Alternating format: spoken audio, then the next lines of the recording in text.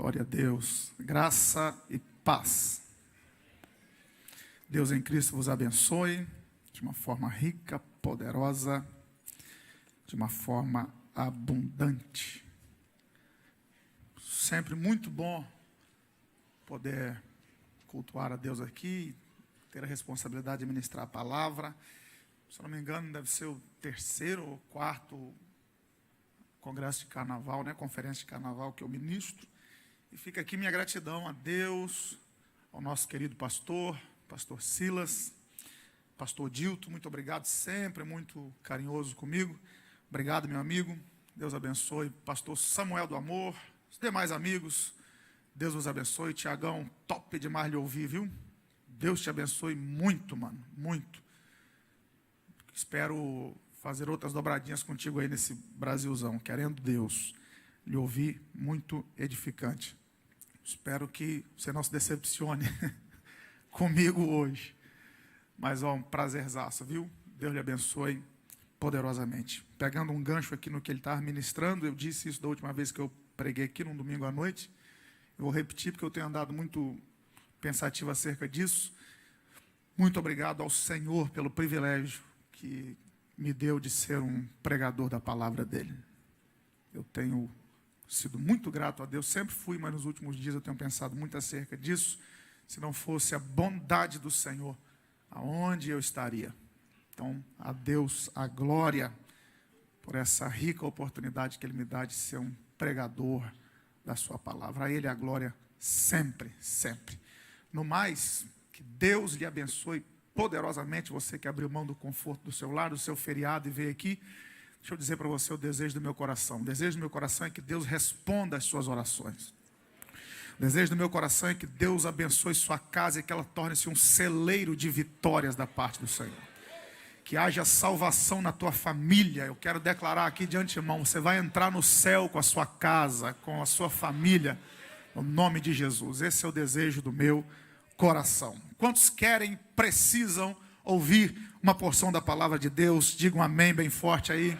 Já que é carnaval, então vamos colocar o pulmão para funcionar aí. Se lá fora o povo vibra, vamos vibrar aqui dentro também. Amém? Você está comigo hoje na palavra? Vamos glorificar a Deus então pela palavra. Por favor, primeiro livro do profeta Samuel, capítulo 16. Muito conhecido o texto. Primeiro livro do profeta Samuel, capítulo 16, a partir do verso 1.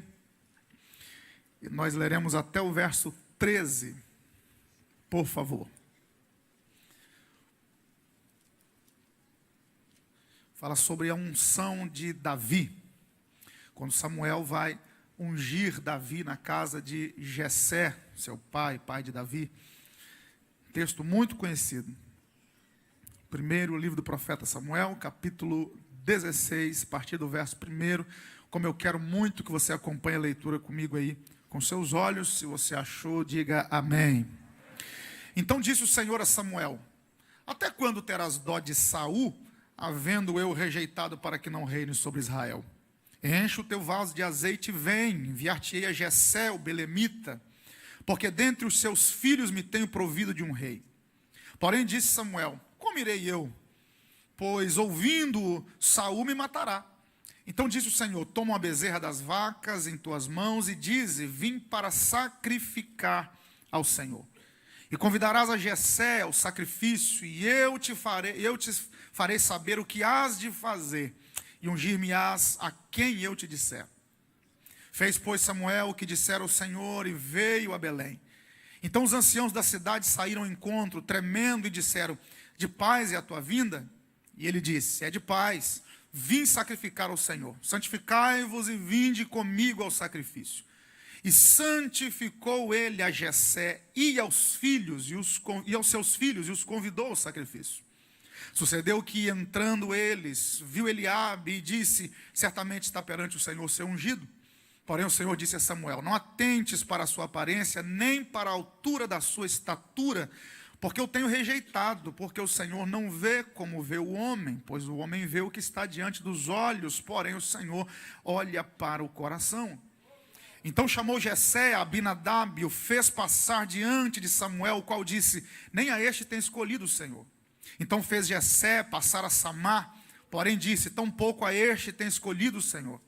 Assim fez passar Jessé os seus 7 filhos diante de Samuel, porém Samuel disse a Jessé: o Senhor não tem escolhido a estes. Disse mais Samuel a Jessé: acabaram seus jovens? E disse: ainda falta o menor, e eis que apacenta as ovelhas. Disse, pois, Samuel a Jessé: envia e manda-o chamar, porquanto não nos assentaremos em roda da mesa até que ele venha aqui. Então mandou em busca dele, o trouxe, e era ruivo, e de formoso semblante, e de boa presença. E disse o Senhor: levanta-te e unge-o, porque este mesmo é. Então Samuel tomou o vaso de azeite e ungiu-o no meio dos seus irmãos. E desde aquele dia em diante, o Espírito do Senhor se apoderou de Davi. Então Samuel se levantou e se tornou a Ramá. E você diz amém. O primeiro livro do profeta Samuel é o livro das mudanças, das transições. Depois de um período de aproximadamente 400 anos, Israel vivendo sobre a dispensação dos juízes, Deus vai começar a fazer algumas transições, algumas mudanças na nação de Israel. O primeiro livro do profeta Samuel já começa com mudanças. Deus mudando a sorte de uma estéril chamada Ana. E olha, logo no capítulo 2, Ana dando uma noção para nós de como são as mudanças que Deus faz. Depois que Deus abre a sua madre e a livra daquela infertilidade, no capítulo 2 ela vai cantar o cântico da vitória. E lá no verso 8 ela já mostra como são as mudanças de Deus, como elas são radicais na nossa vida. Porque 1 Samuel 2,8, Ana, citando um salmo, diz assim: o meu Deus é aquele que pega o pobre lá do monturo, é aquele que pega o necessitado lá no lixo, lá embaixo, e faz ele assentar entre os príncipes.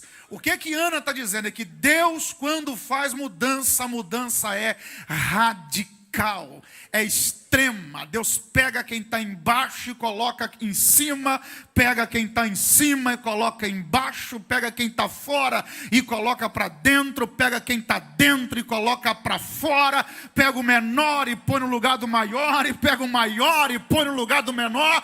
E o Deus que você veio cultuar nessa conferência de avivamento é um Deus de mudanças e de transições, porque é o mesmo Deus de Ana.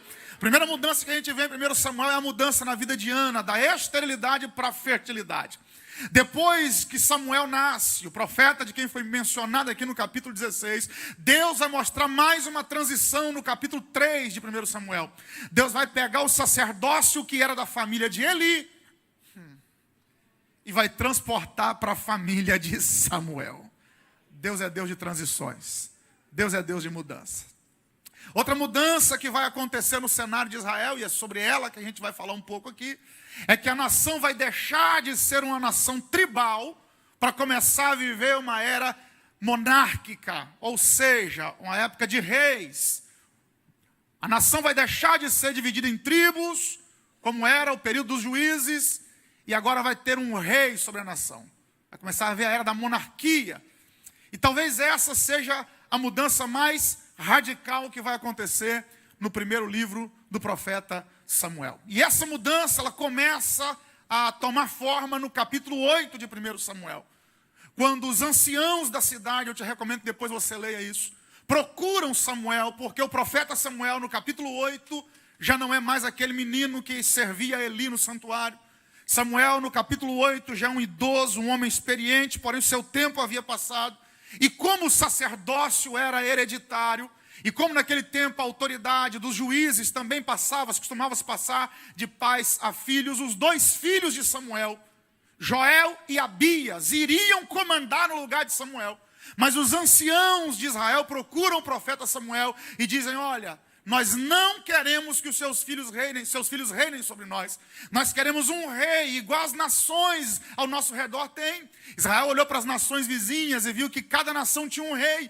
Eles então queriam aquele mesmo modelo, disseram: olha, nós queremos um rei sobre nós, não queremos os seus filhos. Samuel vai se entristecer, porque a vida de Samuel foi dedicada à nação de Israel. Mas Deus conforta o coração do velho profeta e diz: Samuel, eles não estão rejeitando você. estão rejeitando a mim.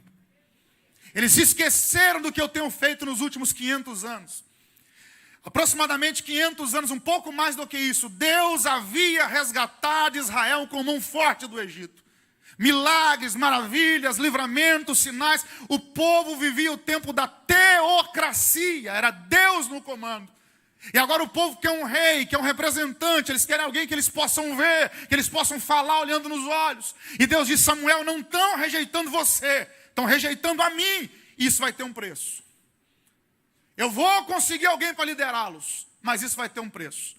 Samuel explica à nação que ter um rei envolve muitas outras coisas além do que eles estavam vivendo. Mas mesmo assim o povo diz: não, queremos um rei. Então a partir do capítulo 9 de 1 Samuel, Deus vai providenciar o líder que a nação está pedindo. Um homem chamado Quis, suas jumentas se perderam, pelo menos 2 jumentas se perderam. E Quis, no capítulo 9 de 1 Samuel, tem um filho chamado Saul, um moço formoso. 1 Samuel capítulo 9, verso 2, diz que Saul, dos ombros para cima, ele sobressaía diante de todos os homens da nação de Israel, e alguns pesquisadores vão dizer que ele excedia de 1 palmo acima do ombro dos demais homens, ou seja, era alguém de uma estatura bem elevada, e diz que em Israel não tinha homem mais formoso do que Saul. E agora aquele homem belo, alto e forte, um bom estereótipo para os dias de hoje, vai buscar jumentas que estão perdidas. Ele começa a procurar jumentas até chegar na cidade de Zuf. Ele passou por todo o território de Efraim, de Benjamim. Ele então chega na terra de Zuf e o pão acaba e Saul ainda não achou as jumentas perdidas de seu pai. Quando ele decide voltar para casa, o moço que está com ele diz: Saul, nessa cidade tem um profeta, tem um homem de Deus chamado Samuel. E provavelmente, se nós formos consultá-lo, ele nos dirá onde estão as jumentas perdidas de seu pai. Saul sabe que não dá para consultar um profeta, que não dá para chegar diante de um homem de Deus, que não dá para receber a instrução de um homem de Deus sem antes honrar o homem de Deus. Então Saul diz: eu não tenho nada para oferecer para ele, o pão acabou. Aí o moço que está com Saul diz: eu ainda tenho aqui 1/4 de ciclo de prata. A gente vai honrar o profeta com o que nós temos. Vamos honrar um profeta com o que nós temos. Quando eles se aproximam da entrada da terra de Zuf, o texto vai dizer que Samuel, previamente instruído por Deus, já sabia que Saul iria ao seu encontro. Deus disse ao profeta Samuel: amanhã vai entrar um jovem aqui na cidade, e esse será o capitão do exército do meu povo. Quando Saul entra, Samuel vai ao seu encontro e diz: eu já sabia que você viria. Tem um banquete aqui, vamos almoçar. Saul então faz uma refeição junto com o profeta Samuel. Fica toda aquela noite com ele. No outro dia, antes de sair, no final do capítulo 9, no início do capítulo 10, para ser mais exato, no verso 1, Samuel manda que o moço de Saul saia da presença deles. E no eirado que tem do lado de fora da cidade, numa cena, só os dois, Samuel e Saul. Samuel vai pegar o vaso de azeite, vai derramar sobre a cabeça de Saul, e depois você leia o capítulo 10, verso 1. Já que Saul era um homem alto, imagino eu que para Samuel ungí-lo, Saul teve que se curvar. E Samuel então derrama o azeite sobre a cabeça de Saul e diz: olha, a partir de hoje você é o capitão do exército de Israel. Final do capítulo 10, Saul volta para casa e não conta para ninguém o que aconteceu. Para surpresa dele, quando ele chega em casa, as jumentas já estavam lá. Deus só queria que ele se encontrasse com o profeta. Tem vezes que Deus faz algumas coisas na nossa vida se perderem só para nós chegarmos aonde Ele quer. Capítulo 11 de 1 Samuel. Um homem chamado Naás, que o nome significa serpente, ameaçou o povo da cidade de Jabes de Gileade. E disse: olha, eu vou fazer uma proposta. Ele era rei dos amonitas. Ele disse: se cada homem de Israel arrancar o olho direito, eu não vou destruir Israel. E aquilo causou um temor em quem ouviu, porque esse homem chamado Naás, o rei dos amonitas, era um homem cruel. Saul estava na eira, com uma junta de bois trabalhando. Quando ele ouviu falar da proposta de Naás, que os homens arrancassem os seus olhos direitos, o Espírito de Deus veio sobre Saul. Ele despedaçou os bois que ele estava trabalhando com eles, enviou um pedaço dos bois a cada cidade e disse: se os homens de Israel não se juntarem a mim, será feito assim deles. E Saul vai mostrar um espírito de liderança, um bom começo, uma boa maneira de começar. Primeiro ele é cheio do Espírito Santo e depois ele consegue reunir 330 mil homens de Israel. A nação que até então estava cheia de partidos, agora se uniu, 330 mil homens, 300 das demais tribos e 30 mil da tribo de Judá. Aqueles 330 mil homens se reúnem ao comando de Saul e Saul consegue derrotar na Ásia. Aquilo gera fama a Saul no capítulo 11 de 1 Samuel. Aí o povo, vendo que Saul era um homem de guerra, que Saul era um homem que tinha um espírito de liderança, viram em Saul o perfil do rei que eles queriam, mas Deus sempre deixou claro para Samuel: ele é capitão, ele é homem de guerra. Mas o povo disse: queremos que ele reine. E vão reconhecer Saul como rei da nação de Israel, o primeiro rei. Capítulo 12 de 1 Samuel, escute que isso é importante. Depois que o povo reconhece a liderança de Saul, Samuel vai resignar seu cargo. Ele vai dizer: olha, até hoje eu fui juiz sobre vocês. Nunca tomei de vocês nada, a não ser o que me era de direito. Mas a partir de hoje eu não tenho mais voz ativa como líder, como juiz diante de vocês. Vou continuar sendo profeta, vou continuar sendo sacerdote. Agora líder, governador, rei, vocês têm um, que é Saul. Capítulo 13 de 1 Samuel, até então a história de Saul está indo bem. Mas no capítulo 13 de 1 Samuel, Saul trava uma batalha contra os filisteus. E ele só poderia descer a peleja se antes sacrificasse ao Senhor, pedindo a Deus permissão para entrar na batalha. Como haviam se passado 7 dias desde o início da batalha, e o profeta Samuel não tinha descido a Saul para sacrificar, Saul vai meter os pés pelas mãos e vai querer ter algo que Deus não deu para ele. E um dos maiores riscos que nós podemos cometer, um dos erros que nós podemos cometer, é querer ter aquilo que Deus não deu para nós. Saul já era capitão do exército, já havia sido aclamado rei, mas como Samuel estava demorando, ele disse: que custa sacrificar o Senhor? Tragam aqui o animal. E ele então sacrifica um animal, como se fosse um sacerdote. Saul não tem chamada para sacerdote. Saul tem chamada para líder, para capitão, para homem de guerra, não para sacerdote. E todas as vezes que nós queremos o que Deus não quer nos dar, isso gera problema. Por que houve a queda no Éden? Porque Adão e Eva quiseram exatamente aquilo que Deus não tinha dado para eles. Então não queira fazer o que Deus não te chamou para fazer. Não queira colocar a sua mão aonde Deus não permitiu que você colocasse a sua mão. Saul, quando sacrifica o animal, Samuel chega imediatamente e diz: Saul, por causa disso, Deus rejeitou o seu trono. A sua descendência não vai mais se assentar no trono. 1 Samuel capítulo 14, ainda em guerra contra os filisteus, Saul comete mais um deslize. Quando ele vê que vai perder a guerra para os filisteus, ele faz um voto ao Senhor, que nenhum homem comeria nada enquanto ele não derrotasse os filisteus. Mas o filho dele, Jonatas, não ouviu. E entrando num bosque onde havia mel, Jonatas vai provar do mel e quebrar o voto que Saul tinha feito. Saul faz um voto precipitado de que os homens não se alimentassem durante a guerra.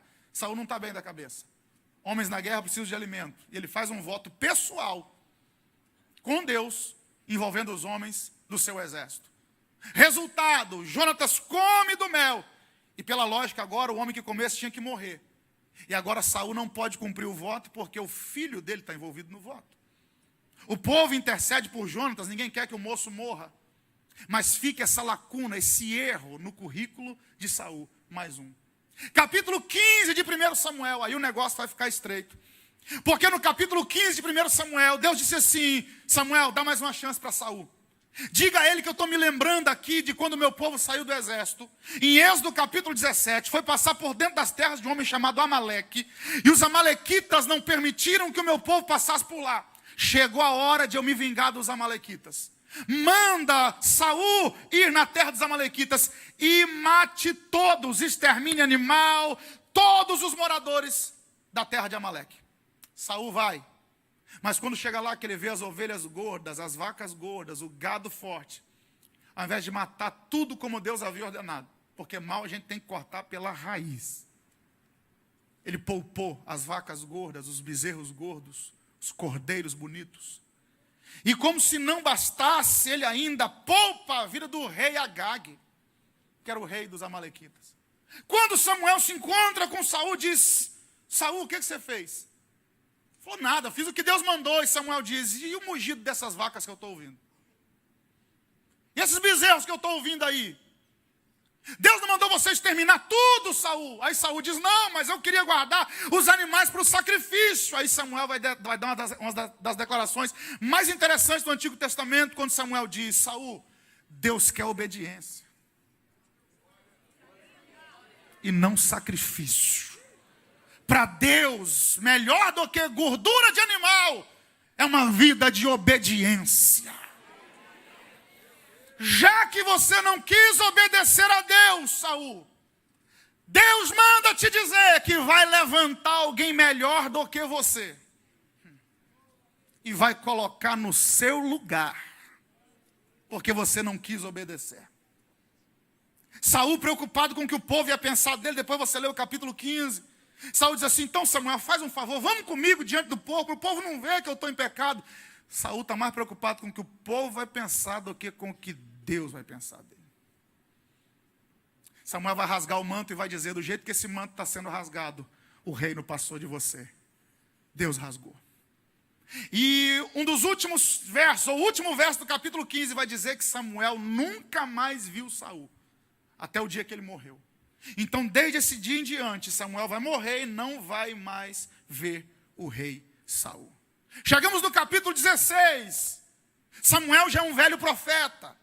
Havia entregado o seu cargo de juiz. Havia entregado a palavra para Saul de que o reino dele também passaria. Capítulo 16 de 1 Samuel. Deus vai até Samuel, e não me pergunte como, se foi em visão, se foi em revelação, mas baseado no capítulo 3, quando Samuel ouvia a voz de Deus, eu acredito que Deus falou ao ouvido de Samuel e disse: Samuel, pois não, Senhor, eis-me aqui, enche o teu vaso de azeite e vem. Por quê?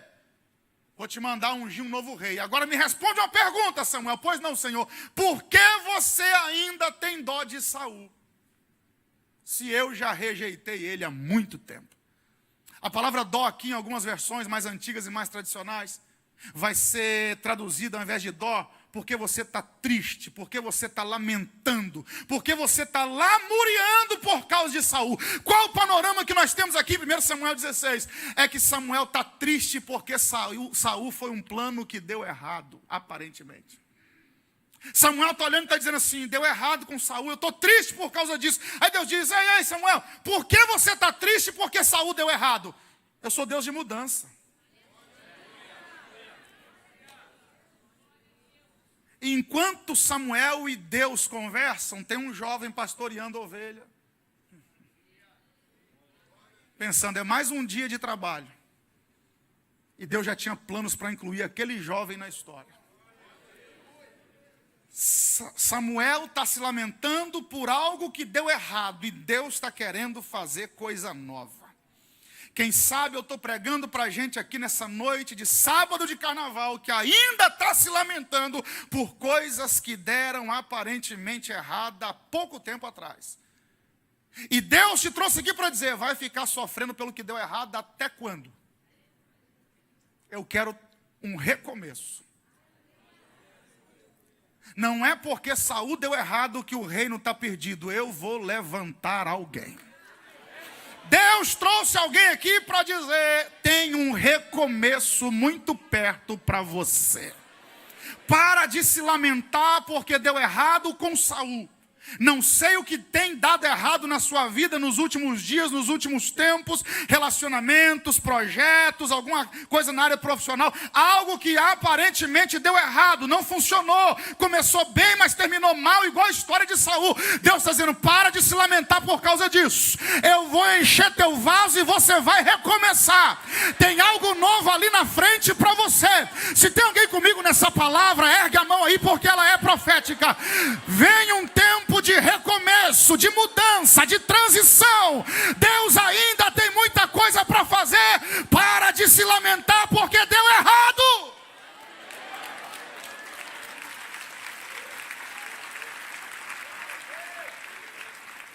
Deus diz: Samuel, você vai ficar se lamentando até quando? Vai ficar triste até quando?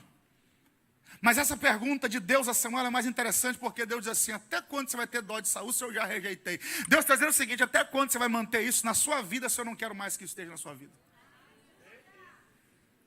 Até quando você vai abrir concessões para coisas que eu não quero na sua vida? E eu vou afundar o prego aqui porque eu estou na minha igreja. Quem sabe Deus já disse para algumas pessoas aqui: eu não quero mais isso na sua vida. Gostinho de bezetacil, então vou repetir. Deus já disse: não quero mais isso. Mas você está insistindo em manter na sua vida coisa que Deus não quer mais. Deus disse: até quando você vai ter dó de Saul? Se eu já rejeitei. Samuel, enche o teu vaso de azeite e vem. Tem um recomeço. Vou te enviar lá em Belém, na casa de um homem chamado Jessé, porque dentre os filhos dele tem um que é melhor do que Saul. Tem um que vai te fazer acreditar de novo que tem jeito para Israel, que tem jeito para o que aparentemente está dando errado. Agora eu gosto, pastor Dilton, meu amigo, meu professor Raboni, mestre, porque em todas as versões que eu li esse texto, a sentença é a mesma: enche o vaso de azeite e vem. Me ajuda, enche o vaso de azeite e enche o vaso de azeite e aí depois Deus diz: vai à casa de Jessé. Mas antes de dizer vai, Deus disse vem. Por que Deus não disse enche o vaso de azeite e vai? Diz enche o vaso de azeite e vem. Porque Deus nunca vai te enviar num lugar que Ele não esteja. 3 glória, 2 amém, 1 aleluia. Eu vou repetir. Se Deus está te mandando ir, porque Ele já foi na frente. Ele já está lá. Já garantiu que vai dar certo.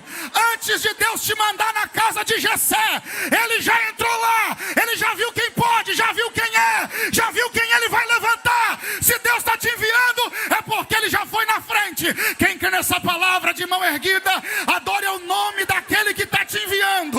Ah, tem gente aqui dizendo: Deus, o Senhor está me mandando, como é que vai ser? Deus está dizendo: vai, porque eu já fui na tua frente. Eu já fui na tua frente. Eu já fui na tua frente. Oh, quem está comigo na palavra? Vamos lá, vamos lá. Incomoda quem está do seu lado aí. Fala para ele: Deus já foi na frente. Diga aí: Deus já foi na frente. Fica tranquilo, pastor, mas Deus está me mandando ir num lugar que eu nunca fui. Ele já foi na frente. Deus está me mandando fazer um negócio que eu nunca fiz. Deus já foi na frente. Deus está me mandando entrar onde eu nunca entrei. Deus já foi na frente. Deus já foi na frente. E quando Deus vai na frente, e quando você está achando que Deus está te mandando para um lugar que Ele não está? Está achando que Deus está te mandando para um lugar que Ele não esteja lá? Ah, Davi vai viver isso na pele. Depois você leia 1 Crônicas 14 a seguir. Davi está em guerra contra os filisteus. Aí a tropa de filisteus está acampada no vale. Aí Davi faz uma pergunta a Deus, que Davi, diferente de Saul, sempre consultava o Senhor. Aí Davi diz: Senhor, eu devo perseguir esses filisteus? Se eu persegui-los, vai dar certo? Eu vou conseguir vencer? Aí Deus diz: Davi, eu vou na frente. E sabe qual o sinal que eu vou na frente? Diga, Senhor. Você vai ficar acampado debaixo das amoreiras. E quando você ouvir barulho de exército marchando na copa das amoreiras, meu Deus, vai, porque eu já fui na frente. Não, para de graça. A copa das amoreiras é a ponta das últimas folhas. Deus está dizendo: enquanto você está aí embaixo, eu estou aqui em cima já preparando tudo. Na copa das amoreiras. E quem sabe Deus trouxe gente aqui para dizer: aguça o ouvido, porque o exército já está marchando na tua frente. Já vai chegar primeiro. Pastor, eu tenho consulta depois do carnaval. Vai, porque Deus já foi na frente. O exército já foi marchando. Pastor, eu tenho uma audiência depois do carnaval. Vai, porque Deus já foi na frente. O exército está marchando na copa das amoreiras. Quem está comigo nessa palavra? Deixa eu ver. Quem crê que Deus já foi na frente? Gente aqui que está diante de desafios, gente aqui que está diante de problemas, gente aqui que está diante de adversidade, e Deus está dizendo: vai, porque eu já fui na tua frente. Enche o vaso e vem.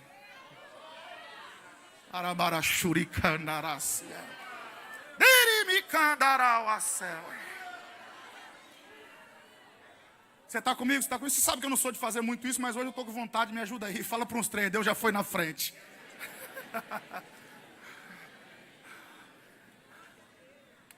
Enche o vaso de azeite e vem. Pastor, tudo bem, eu vou, Deus já foi na frente, agora como que eu vou? Com o vaso.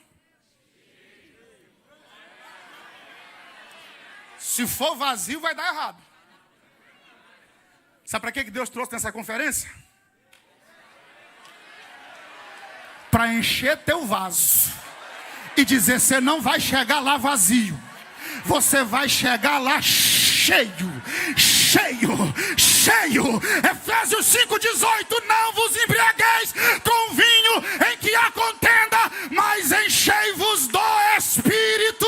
Deus trouxe crente aqui nessa conferência para dizer, você não vai chegar lá vazio, você vai chegar cheio, cheio, cheio, cheio, cheio, cheio. Só quem quer ser cheio, só quem quer ser cheio. Então abre essa boca aí, exalta o nome do Senhor, exalte o nome do Senhor. Você vai sair daqui cheio, você vai sair daqui cheio, você não vai chegar lá vazio. O desafio que você tem na sua frente, você só vai vencer se estiver cheio.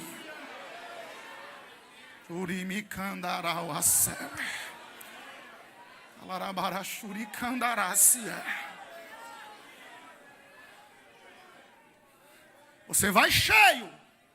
Então primeiro enche o vaso, porque Deus não manda ninguém vazio. Se Deus está te mandando é porque Ele sabe que você pode ser cheio. Enche o vaso de azeite e venha. Agora olha isso aqui que lindo. Vai à casa de Jessé, porque dentre os filhos dele eu escolhi um. Peraí, quem vai ser ungido na casa? Vou te dar a dica, Davi. Quem vai ser ungido na casa? Mas Deus disse, vai na casa de... Por que Deus não mandou ir na casa de Davi, mas mandou ir na casa de Jessé? Quer ouvir? Diga amém. Porque Deus não unge filho sem antes não falar com o pai.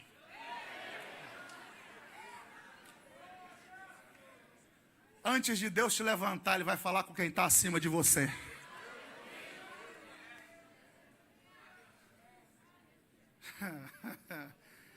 Vou repetir que o pastor Dilton já está na mesma ligação que eu aqui. Deus trabalha com o princípio de autoridade. Então cuidado com esse negócio de achar que se unge sozinho. Porque antes do óleo descer na sua cabeça, Deus vai falar com teu pai. Deus vai falar com quem está acima de você. Vocês estão aí ainda? Vai à casa de Jessé. Porque entre os filhos dele, eu já escolhi um. Aí Samuel vai fazer o mesmo que a gente faz quando Deus dá uma missão aparentemente impossível. Verso 2, porém disse Samuel, como? Como irei eu? Irmãos, tantos homens e mulheres na Bíblia, quando ouviram o projeto, a promessa, o propósito de Deus, disseram, como? Sara, Gênesis 18. Sara atrás da tenda, Abraão conversando com a manifestação do Cristo no Antigo Testamento, uma forma teofânica, Jesus em forma do anjo do Senhor, conversando com Abraão e diz assim, eu vou voltar no tempo determinado. Sua mulher vai dar à luz. Aí Sara, 90 anos de idade, ouvindo atrás da tenda, riu. Falou, como? Como se eu já cessei o costume? Sou estéril e idosa. Só que Deus ouve o que é falado atrás da porta. Eu vou repetir, Deus ouve o que se fala atrás da porta também, tá? Sara, haveria coisa impossível ao Senhor? Zacarias lá queimando incenso, Lucas capítulo 1. Isabel também estéril, idosa. Zacarias queria tanto um filho, já orei tanto. Aí Gabriel aparece à direita do altar e fala assim, Zacarias, pois não, sua mulher vai gerar. Aí Zacarias diz, como? Porque você perguntou como, vai ficar mudo. Vai perder a voz até o menino nascer. Então tem vezes que Deus tira o nosso poder de resposta porque nós duvidamos. Ainda em Lucas capítulo 1, a partir do verso 26, Maria, agraciada, Gabriel, o mesmo Gabriel, desceu lá e falou assim, Maria, você foi agraciada entre as mulheres. O Espírito do Senhor te cobrirá com a sua sombra. Você vai dar à luz a um filho, ele vai se chamar Emanuel. Lucas 1,34, Maria disse, como? Quem sabe eu estou pregando para a gente aqui que Deus já tem uma missão, já tem um alvo, já tem um projeto. Quem sabe não, com certeza. Só que ele está perguntando, como? Como isso vai acontecer? Irmão, como não é contigo? Seu negócio é ir. Vontade de Deus a gente não entende, a gente faz e o resultado é milagre. Então para de perguntar como e começa a dizer, estou indo. Como vai ser esse negócio? Como irei? Olha por que Samuel está perguntando como? Porque se Saul ouvir, esse é o problema, a gente está preocupado com o que os outros vão fazer quando ouvir. Mas quando ouvirem a promessa que o Senhor me fez, quando ouvirem o tamanho do projeto, aí Deus diz, vai, mas como eu vou? Se Saul ouvir, vai me matar. Aí Deus diz, Samuel, você não precisa postar no Facebook. Samuel, eu tenho um plano, mas você não precisa postar foto no Instagram do plano que eu tenho para você. Pega um bezerrinho e vai sacrificar. O que vai acontecer no sacrifício é outra coisa. Samuel, nem todo mundo precisa saber de tudo. Você expõe sua vida toda e depois reclama que está sendo perseguido. Vocês estão aí? É pecado postar foto em restaurante? Claro que não, irmão, mas vigia, não precisa postar foto do prato que está comendo. É pecado postar foto na piscina do hotel se a roupa estiver decente? Não. Mas não precisa postar o nome do hotel. Nem todo mundo precisa saber de tudo. Nós estamos numa fase de muita exposição, e a gente reclama que está sendo perseguido.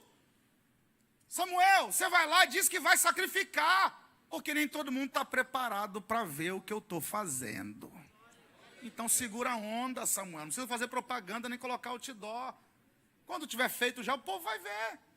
Agora vai lá, Samuel, pega a bezerrinha. Se alguém perguntar o que você vai fazer, você diz, eu vim sacrificar. E você está indo sacrificar mesmo, você não está mentindo não. Você só não está dando detalhe para quem não precisa ouvir. Só não está dando detalhe para quem não precisa saber de detalhe da sua vida, Samuel. Se perguntar, você vai sacrificar. O problema de Sansão foi o quê? Era só ele dizer que a força vinha do Senhor, mas ele quis inventar, foi mentir. Se alguém perguntasse, de onde vem sua força? De Deus. Precisa falar que é no cabelo? Não. Não precisa mentir. Só não precisa dar detalhes. Para de graça. Senhor, se Saul ouvir, o que ele vai fazer? Vai me matar. Samuel, não precisa contar. Pega a vaquinha, diz que vai sacrificar. E quando você chegar lá, verso 3, convidará Jessé para o sacrifício. Ou seja, quem tem que saber do plano, eu envolvo. Quem tem que saber do projeto é o Jessé, e os filhos dele estão no projeto, eu coloco ele. Você vai lá, chama Jessé para o sacrifício, e lá eu te farei saber quem você vai ungir. Você vai ungir quem eu disser. Irmão, tem coisa que Deus só fala quando você chega onde Ele quer. Samuel foi sem saber quem ia ser ungido. Deus só revelou na hora, porque tem coisa que Deus só fala pra gente quando a gente chega onde Ele quer. Sabe por que Deus não te deu detalhes ainda? Porque você não está onde Ele quer. Quando você chegar onde Deus quer, Ele vai começar a te dar detalhes do que você tem que fazer. Vai à casa de Jessé. Aí Samuel pega o animal para o sacrifício, vai para a casa de Jessé. Verso 4, capítulo 16, você leu comigo. Quando ele está entrando, a cidade entra em alvoroço, os anciãos se aproximam e dizem, é de paz a tua vinda? Ele diz, calma, é de paz, eu vim sacrificar. Aí no verso 5, ele chama Jessé e os filhos. E o verso 5 é interessante porque diz que ele santificou a Jessé e aos filhos e os convidou ao sacrifício. Que santificou esse aqui? É o mesmo de Josué. Santificai-vos hoje, porque amanhã o Senhor fará maravilhas. Essa santificação aqui é uma santificação ritual. Por quê? Está lá em Levítico, está em Números, está em Deuteronômio. Quando um homem tocava num animal imundo, tocava, ou passava próximo, ou tocava num defunto, ou comia alguma coisa imunda aos olhos da lei, não podia oferecer sacrifício ao Senhor de maneira impura. Então tinha que se lavar em água corrente e trocar as vestes. Então quando diz que Jessé e seus filhos foram santificados, eles tomaram banho e trocaram as vestes. Então quem olha para eles diz, estão santificados no culto. estão no culto com a roupa trocada, estão santificados. Aí vai os santificados entrar na presença do Senhor. Só que santificação não é um evento, é um processo. Nós estamos em processo de santificação. Aí Samuel diz, vamos lá, um desses meninos, Deus tem um negócio com ele. Verso 6, sucedeu que entrando eles, viu a Eliabe e disse, certamente está perante o Senhor seu ungido. Verso 7, porém o Senhor disse a Samuel, não atentes para a sua aparência, nem para a altura da sua estatura, porque eu tenho rejeitado, porque o Senhor não vê como vê o homem. Pois o homem vê o que está diante dos olhos, porém o Senhor olha para o coração. Deixa eu pontuar algumas coisas aqui, esse texto é muito conhecido. Deus conhece o coração e conhece a aparência também. Por que Deus diz, olha, não unge Eliabe, não atente, olha o que Deus frisa para Samuel, não atente para a altura, para a estatura dele, e nem para a aparência, porque ele é bonito. Por quê? Porque Eliabe lembrava Saul. 1 Samuel capítulo 9, verso 2, Saul também era alto e bonito. Eliabe, alto e bonito. Samuel olhou e falou, é igual o outro, tem tudo para dar certo. Muitas das nossas escolhas são baseadas em coisas que já escolhemos no passado. Só que tem gente escolhendo coisa nova baseada no que deu errado. Aí Deus disse, eu não quero outro Saul, em outras palavras, versão Renan de Melo. Eu não quero outro Saul, eu quero alguém diferente. Deus não precisa de dois Renan de Melo. Deus quer gente que faça diferente. Deus não quer outro Saul. Então, não olhes para a aparência. Agora tem um detalhe, vamos lá. Eu já vi muita gente pregar esse texto aqui, e pregar de uma maneira como se Deus rejeitasse a aparência, a boa aparência. Mas lá no verso 12, quando Davi chega, o escritor faz questão de dizer que Davi era formoso de semblante de boa presença. Se Deus não rejeita, se Deus não leva em conta a aparência, por que o texto faz questão de mostrar que Davi era formoso e de boa presença, de boa aparência? Deus está fazendo questão de deixar registrado no texto aqui o seguinte, ó, não é por causa da beleza que eu estou rejeitando, não, que eu gosto de gente bonita também. Então não é por causa da bonita, porque Davi também é bonito, é baixinho, mas é bonito. Então, por que se Deus não leva a aparência em consideração, como alguns dizem, por que ele escolheu Davi se Davi também era bonito? Na verdade, o problema de Deus não é com a aparência, é com a coerência. Como assim? É porque aparência e essência têm que ser iguais.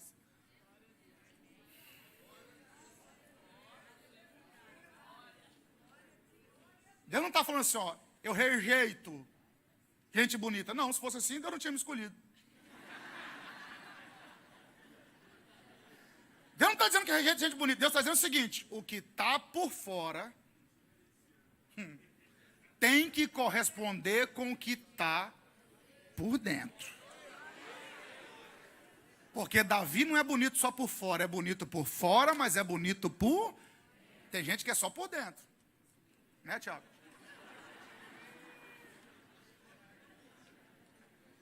É por isso que no Salmo 24, que Spurgeon vai dizer que é de Davi, quem entrará, quem subirá no monte do Senhor, quem entrará no seu santuário? Quem for limpo de mão e puro de coração. Qual o princípio do reino? É que não pode viver de aparência. Não é só o que está por fora que conta. O que está por dentro conta também.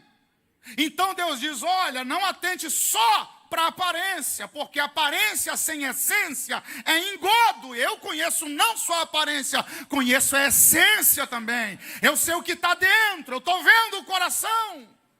Então o que eu não quero é incoerência. Se preocupe mais com o que está por fora do que com o que está por dentro. Então não quero Eliabe. Não atente para a aparência nem para a altura.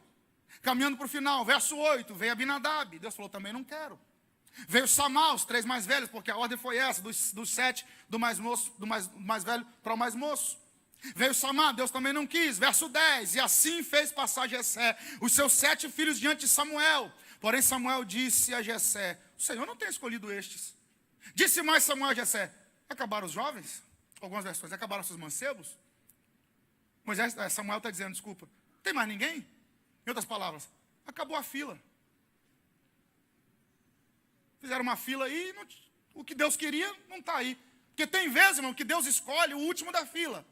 Mas tem vezes que Deus escolhe quem nem na fila.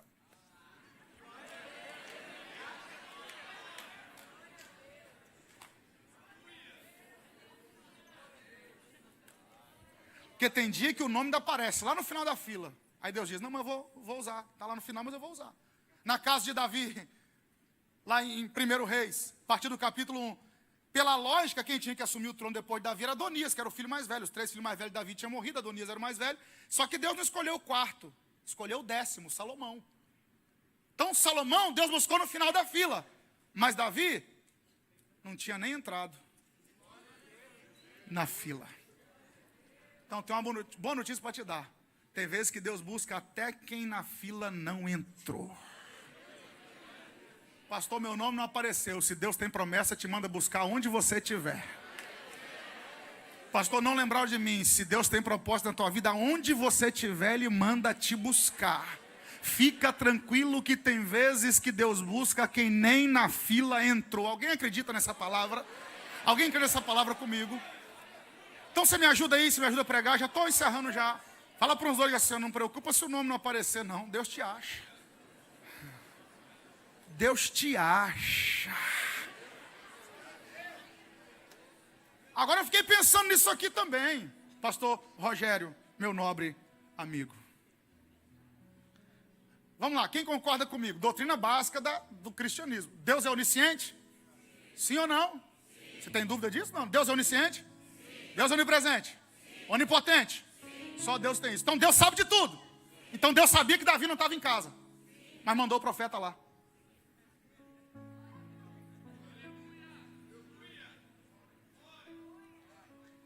Se Deus sabia que Davi não estava em casa, por que Deus não mandou o profeta lá onde Davi estava? Aonde Davi estava? 1 Crônicas 17:7.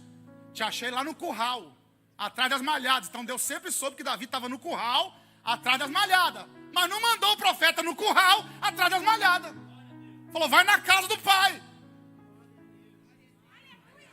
Porque tem vezes que para te honrar, Deus te manda onde você não está.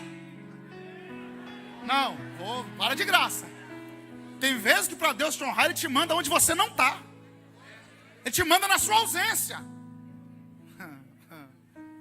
Por que Deus mandou o profeta onde Davi não estava? Quer ouvir? Diga amém. É porque Deus trabalha com testemunha. Imagina Davi voltando do campo, chegando em casa para os irmãos, dizendo assim, gente, eu estava lá atrás das ovelhas malhadas. Chegou o profeta com um vaso cheio de azeite, mandou ajoelhar, derramou o óleo na minha cabeça e falou, agora você é rei. Quem ia acreditar em Davi? Tendo problema com os irmãos, agora ele sempre teve. Quem ia acreditar nele? Ninguém. Então Deus mandou o profeta na casa dele, não é por causa de Davi. É por causa de quem ia duvidar da unção de Davi. É porque a unção tem que ter testemunha. E outra coisa, a unção, ela é progressiva. Como é que é isso? Deus ungiu Davi na casa de Jessé. Deus ungiu no capítulo 2 de 2 Samuel em Hebrom. E no capítulo 5, ungiu em Jerusalém. Na casa de Jessé, só os irmãos viram. Em Hebrom, parte de Israel viu. Em Jerusalém, todo Israel viu. Então tem vezes que Deus manda o profeta aonde você não está. Para quando você chegar, ninguém duvidar que quem te escolheu foi Ele. Olha o segredo, está no verso 12. Desculpa, no verso 13. Tomou o vaso de azeite e ungiu no meio dos seus irmãos. Ungiu Davi no meio dos seus irmãos. Agora escute só isso aqui, que isso aqui também é interessante demais. Depois você leia lá 1 Crônicas 17:7. Deus fala o seguinte: Davi, eu te achei no curral, atrás das malhadas. Algumas versões atrás das ovelhas, mas a maioria atrás das malhadas. Olha só, ovelha malhada era que não servia para sacrifício. Então aqueles animais que nem para sacrifício prestavam, Jessé falou, cuida aí, Davi. Só que Davi matava leão e urso para defender o que muita gente não dava nada. Detalhe, as ovelhas eram de Davi? Era de quem? Do pai. Então quando você cuida bem daquilo que não é seu, Deus te dá algo melhor. Vou repetir. Quando você cuida bem do que não é seu, Deus te dá algo melhor e maior. Aí o cara diz assim, o carro não é meu mesmo, é da empresa. Todo buraco que vê, joga dentro e fala, o patrão tem dinheiro. Aí Deus diz, nunca vai ter um melhor do que esse. Não cuida bem do que não é seu. Mora na casa de aluguel. Aí você fala, não é minha mesmo? Não vou pintar, vou fazer nada. Deus diz, nunca vai ter um melhor do que essa. Agora quando você cuida do que não é seu, como se fosse seu, Deus fala,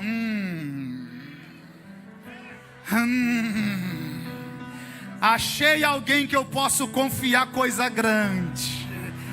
Êxodo capítulo 3, Godói. E Moisés apacentava as ovelhas do sogro, atrás do deserto de Midian. Tem gente que não vai para o deserto nem apacentar as ovelhas dele. Moisés ia para trás do deserto, cuidar do que era do sogro. Deus olhou e falou, achei um, vou entregar uma nação inteira na mão dele. Ergue a mão que eu vou liberar a palavra. Deus te viu cuidando bem do que não é seu. Ele vai te dar algo melhor, vai te dar algo maior. Pega essa palavra para você. Cuida bem do que não é seu. Deus vai te dar algo melhor.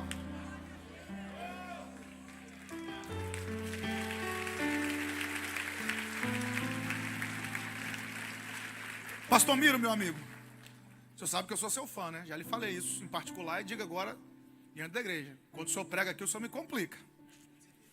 Fica tenso pregar depois.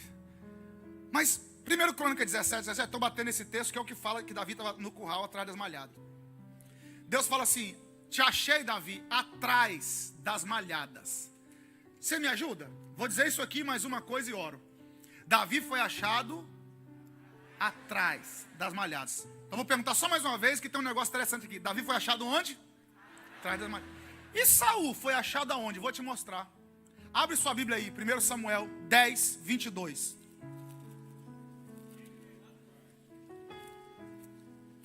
1 Samuel, capítulo 10, verso 22. Vou te dizer o que está acontecendo no capítulo 10, ó. No capítulo 10, depois de Saul ter recebido a unção de capitão, o povo diz, queremos um rei. Aí, olha o que Samuel faz. Samuel vai lançar sorte, tudo indica no texto, embora não tenha escrito, tudo indica que foi lançado sorte, que ele foi fazendo uma seleção. Ele diz assim, de todas as tribos de Israel, vem Benjamim. De Benjamim vem a casa de Mitri. Na casa de Mitri, Deus escolheu Saul. Aí olha 1 Samuel 10, 22. Quando começaram a procurar Saul, olha onde ele estava. Então, tornaram a perguntar ao Senhor se aquele homem ainda viria ali. E disse o Senhor, eis que se escondeu entre a bagagem. Para de graça. Depois você lê o verso 21 também. Caiu a sorte em cima de Saul. Aí o povo disse, cadê Saul? Cadê Saul? Cadê Saul? Não achou. Aí Deus falou, eu sei onde ele está. Ele está com medo da unção, se escondeu atrás da bagagem. Então Saul foi achado atrás das malas, atrás da bagagem. Saul foi achado atrás, Davi foi achado atrás das malhadas. Quem se esconde atrás da bagagem não tem vida longa para aquilo que Deus tem para ele. Porque quem está atrás da bagagem está se escondendo, quem está atrás da ovelha está trabalhando.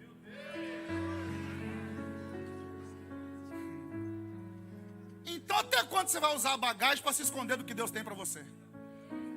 A bagagem do trabalho é muito trabalho que eu tenho. A bagagem do tempo, eu não tenho tempo. Deus te viu escondido no meio da bagagem. Já Davi, atrás de ovelha.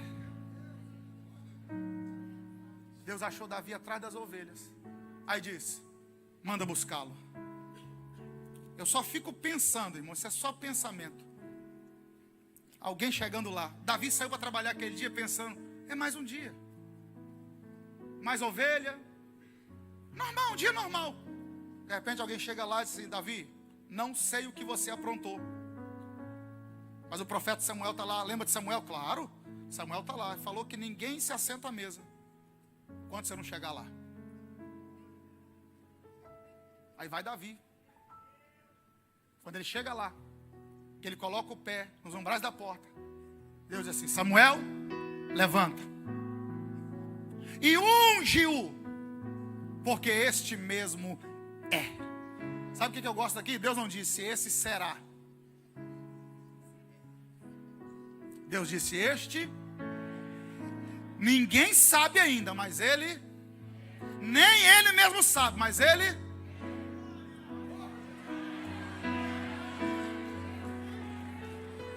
Você pode não dimensionar, mas você já é. Você não será. Você é um projeto de Deus. Você é alguém que Deus vai usar para mudar circunstâncias. Você é. À luz do Novo Testamento, o que é que nós somos? Mateus 5, a partir do 13. Foi dito aqui: vocês são sal da terra. Vocês são luz do mundo. Ninguém acende a candeia e esconde ela. A vossa luz tem que resplandecer para que todos vejam as vossas boas obras e glorifique o vosso Pai que está nos céus. Pastor, o que é que eu sou? Primeira carta de Pedro, capítulo 2, verso 9, verso 10. Vocês são, vós sois, geração eleita, sacerdócio real, nação santa, povo adquirido, para manifestar as virtudes daquele que vos chamou das trevas para a sua maravilhosa luz. Vós que outra hora não erais povos, agora sois. Vocês ainda não tinham alcançado misericórdia, mas agora alcançaram. Você é alguém que Deus levantou para fazer a diferença. Antes de eu orar, me ajuda aí, fala para uns três, diga assim: é você mesmo, diga aí, é você mesmo, é você mesmo, é você mesmo, é você. Verso 13: Samuel tomou o vaso de azeite e ungiu no meio de seus irmãos, e desde aquele dia em diante, o Espírito do Senhor se apoderou de Davi. Vocês me conhecem, estava até conversando com o Tiago ali atrás, com o pastor Dilton. Eu não sou profeta do imediatismo, não. Vocês sabem disso, muito pelo contrário. Não sou profeta do toma, receba, segura, é já, é agora, é hoje. Não sou não, vocês sabem disso. Mas o que o texto diz: daquele dia em diante, a vida de Davi nunca mais foi a mesma. Quem sabe Deus marcou com algumas pessoas para que essa conferência seja marcante. Porque o Espírito do Senhor veio sobre Davi, se apoderou dele. O que eu entendo aqui? Davi foi para o trono? Não, voltou para atrás das ovelhas. Só que eu estou pastoreando ovelha, cheio do Espírito Santo. Leão e urso, eu mato, cheio do Espírito Santo. Se vier gigante, eu derrubo, cheio do Espírito Santo. Saul está perseguindo, mas eu não me rendo, cheio do Espírito Santo. A partir de hoje, cheio do Espírito Santo. Não estou mais sozinho, estou cheio do Espírito Santo. Fica de pé comigo que eu quero orar por você.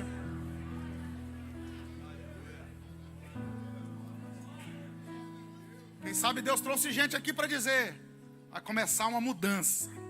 Esse texto que nós vemos aqui, como eu disse na introdução da mensagem, é mudança, é transição. É Deus dizendo: vem um novo tempo, um recomeço, vem algo novo. Eu quero declarar essa palavra como profética sobre a sua vida, no precioso e no poderoso nome de Jesus. Quem sabe para muita gente esse mês, esses dias, esse evento, Deus está dizendo, vai ser um marco na sua vida. Coisas diferentes e novas vão começar a acontecer daqui por diante, daqui para frente. Irmãos, estou sentindo uma graça de Deus aqui nessa palavra. Vem mudança de Deus aí para a sua vida. Vem mudança de Deus aí para a sua vida, para o seu ministério, para a sua casa, para os seus sonhos. Quem recebe essa palavra aí pode me ajudar a adorar a Deus por alguns segundos. Só por alguns segundos aí de mão erguida. Só se você crê que vem um novo tempo, que vem algo diferenciado para começar a acontecer na sua vida. Isso, Deus te trouxe aqui para te encher. Deus está dizendo: eu te achei no lugar mais improvável. Alguém quis te colocar para baixo, mas eu estou dizendo: você é alguém que vai fazer diferença na sua família. Você é alguém que vai fazer diferença nessa sociedade. Você é alguém que eu vou usar com graça e com autoridade. Deixa eu ver se tem alguém aqui desse naipe. Deixa eu ver. Faz aquele barulho que o diabo não gosta de ouvir aí. Isso. Se você é batizado com o Espírito Santo, fala em língua estranha agora. Seja cheio em nome de Jesus.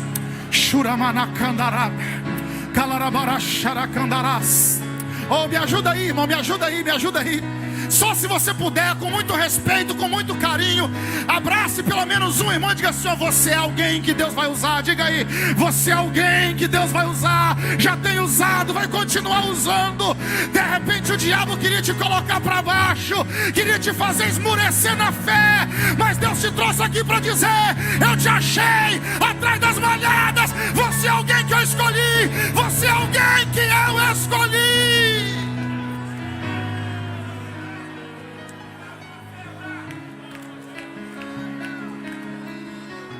Isso.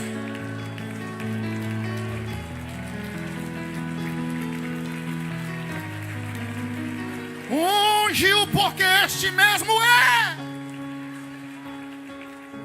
Aleluia.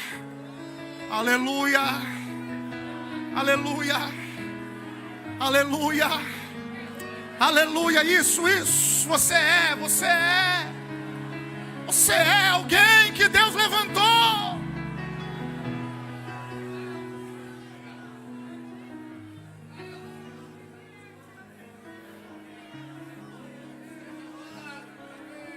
Aleluia. Isso. Iribicandarás.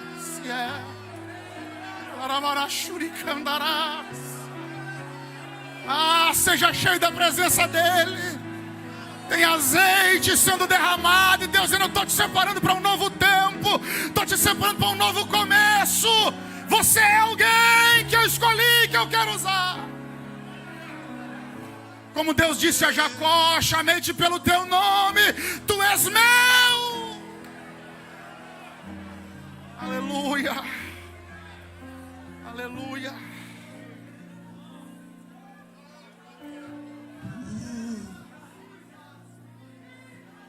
Tu és o pão do céu, o Deus Emmanuel. Enche-me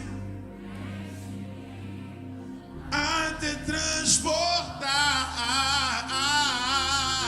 Tu és o pão do céu.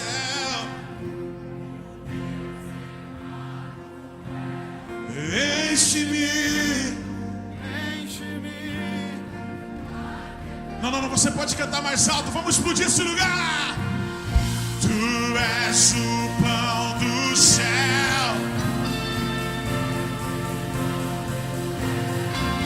Enche-me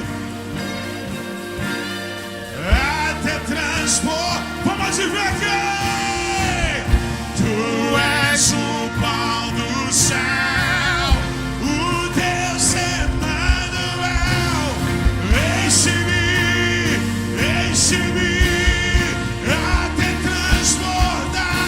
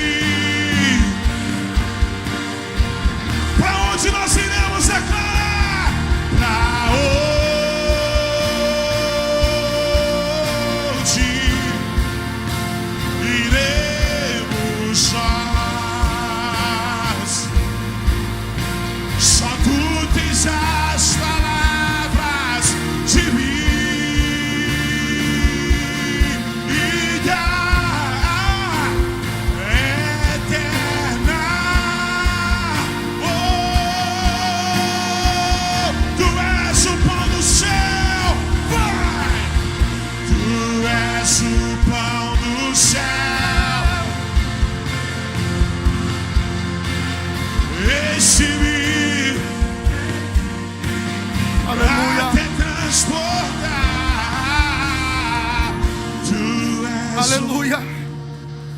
Enche o teu vaso de azeite, vem. Deus está te enchendo para te enviar. Gente que vai sair dessa conferência com novos propósitos, novos rumos, novos objetivos. Deus te trouxe para te encher e te enviar para uma missão maior. Agora cadê você? Cadê você que Deus te achou aí aonde você está? Você está afastado do Evangelho. O que foi pregado aqui, você sabe, Deus falou contigo. O que foi cantado aqui, Deus falou contigo. Você precisa hoje se reconciliar com Cristo. Ou você precisa urgentemente aceitar Jesus como seu Salvador. Você veio aqui porque alguém te convidou. Você sabe que precisa de mudança na sua vida. Deus quer causar essa mudança na sua vida.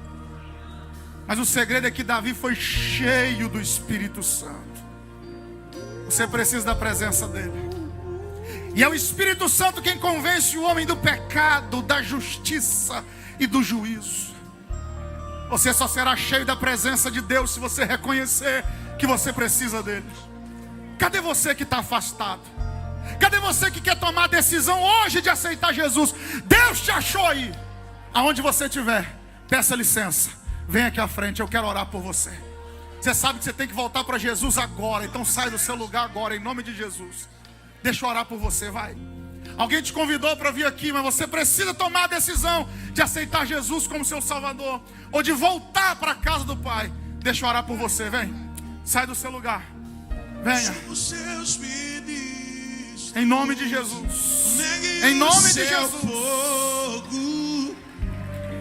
Uou! Uou!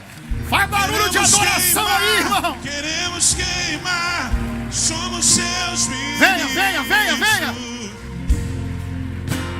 Enquanto o Tiago canta. Somos seus.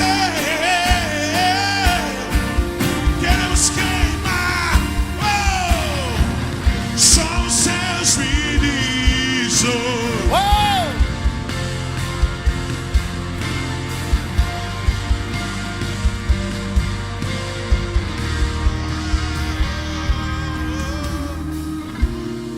Pastor Dilton.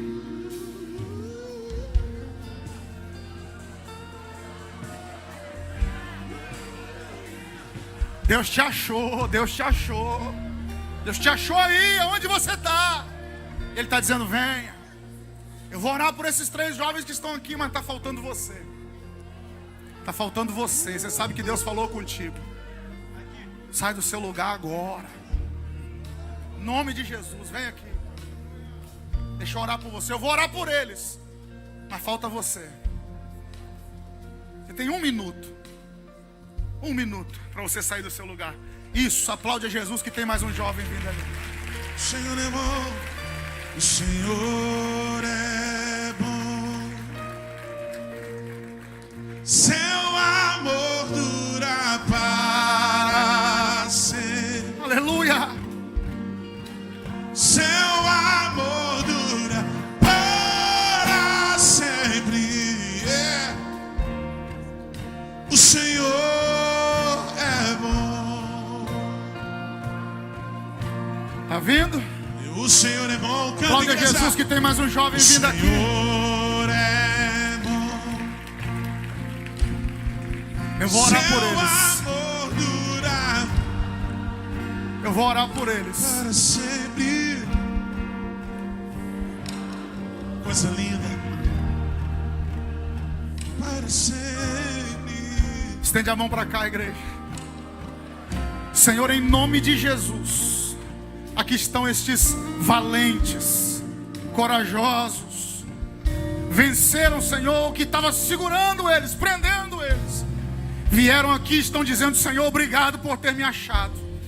Obrigado porque eu sei que o Senhor vai mudar a minha história. Então, Senhor, nós como igreja concordamos. Muda a história, Senhor.